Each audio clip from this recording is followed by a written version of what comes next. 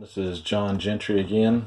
I have another project that I need to probably put on here to help some other people that may live in a trailer or may just have some issues with their tub and faucet leaking or maybe having a crack. I had came across two rather large cracks in my secondary bathroom. What you're seeing is just water that I had tested to see if this actually had worked or not. These cracks were probably about 1.5 inches to 2.5 inches long, and probably about 1/2 inch wide, as you can see the different shapes. I had actually considered replacing the tub, but that's about $300 to $500 at Lowe's or Home Depot or anywhere else you buy a tub. And somebody, I can't remember who it was, but anyway, somebody told me that you can get a product called JB Weld. I don't have the actual box. This is actually for metal, but it's basically the exact same thing with fiberglass. You have two different chemical compounds that actually mixes together. You break off, or this one you just cut off a little bit. Oh, well, I guess you just break it off like that.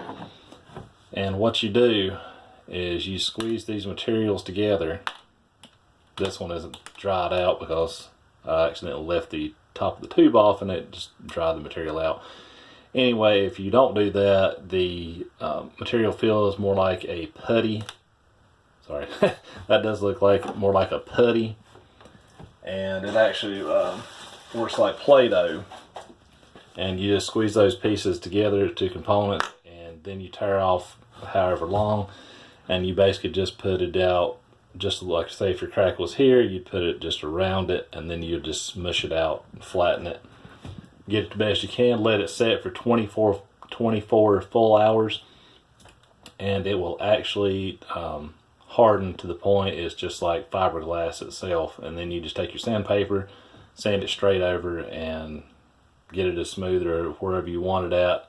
Try not to go too deep with it because you will cut right through your repair, and probably have to either replace it or redo the process over again. Now, the secondary part of this video is a tub. Well, not the tub, but the faucet. My son had been complaining about taking a shower in here. The water was constantly either dripping from the top, but I kept noticing when I came in here that probably at least half of the water was actually coming out of the bottom part of the faucet. So I wanted to come in here when I had a few minutes and actually test this theory out and see if I could fix it.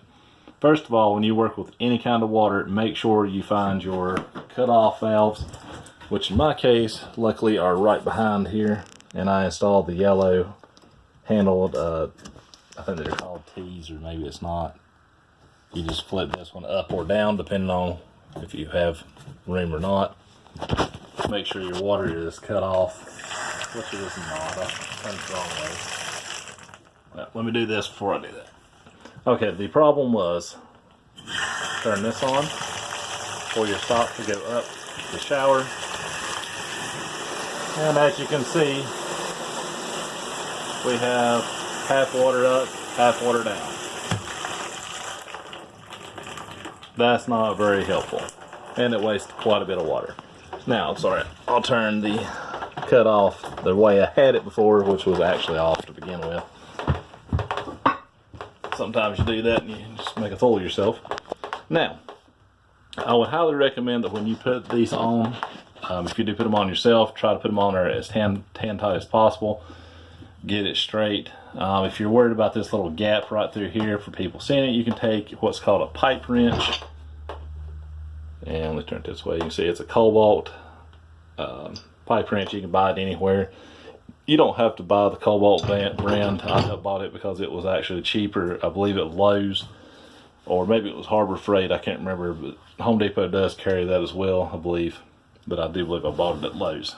Anyway, now this one I had to loosen up with that pipe wrench. And what you do is you just adjust the thickness, width, whatever you want to call it. Put it over top of it like so, and then you just pull it down. Do the complete opposite way when you're putting it on. Now, if this was extremely tight and you'd actually had to use a pipe wrench, just break it loose to where you can turn it with your hand, because you do not want to break your threads and your pipe, whether it's PVC or metal. In my case, it is metal extensions, which you'll see in a second. There's part of the problem is that the plumber's tape or the Teflon tape is removed from this. That is part of an issue. That does help seal it up. Plumber's tape or Teflon tape looks just like this. It's just very thin. It's like almost like a silicone paper. You can find this pretty much almost anywhere. Walmart, I think even Walmart may carry it. Make sure you do not work without this. This is absolutely essential when you get your repairs done. Now, when you do deal with stuff like this, put your fingers right across the top. Remove any kind of trash or any kind of excess Teflon that may be there. Make sure that there are no burrs and anywhere that'll cut your finger. Just be very slow and careful with it. If it feels smooth and it looks smooth, just reapply the Teflon tape. Let me see if I can set this here. I doubt I'll be able to. Let me set this down for a second and get a view of my knee for a minute while I put this on. I wanted to point this out for anybody that may have never used Teflon tape before. You actually just put this right across there and just wrap it around 3, 4, 5, 6 times. Don't go too thick with it, or it may actually cause when you reapply the new faucet on there, it may actually tear the Teflon tape completely apart. So hang on just a second.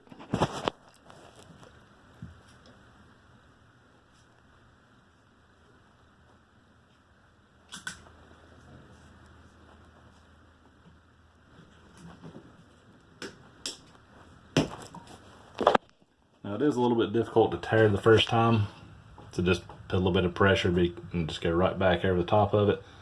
I went around this one about 5 times. Now I did figure out what the problem was originally in this one. This one has been in, I don't know if you can see that or not, your pull stop. For some reason, after so many years, these things will actually stop when it's supposed to actually stop and hold the water in place, sorry. But it was not going all the way up, so that little seal, if you can see it in there, is a little O-ring seal. It will not fully go all the way up, therefore it does not block the water from actually coming out. It will actually allow it just a little bit to start coming out, and then it'll just basically shove that little piece down. And it actually has to go all the way up before you actually can do anything else and keep the water pressure to go to the shower when you're showering or bathing, whatever the case may be. Now, I went today to Walmart and picked up, I'm not sure, Pearly, I'm not sure how you say that. It's just a universal tub spout.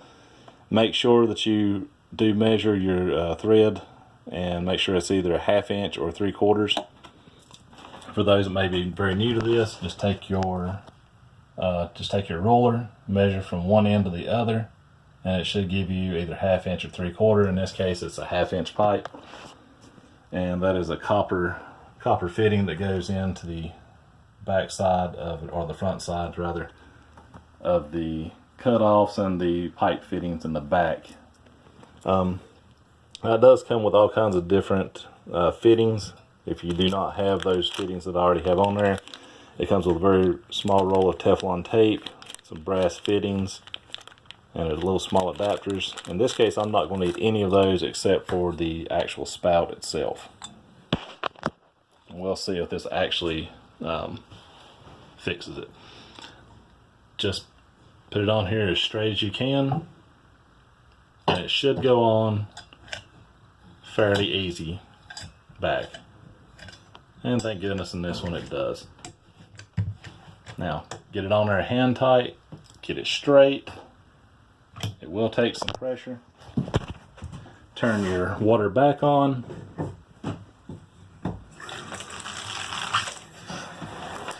Voila, there you have it. If you like this video, please like and share, and I'll try to bring in some more projects. Thanks.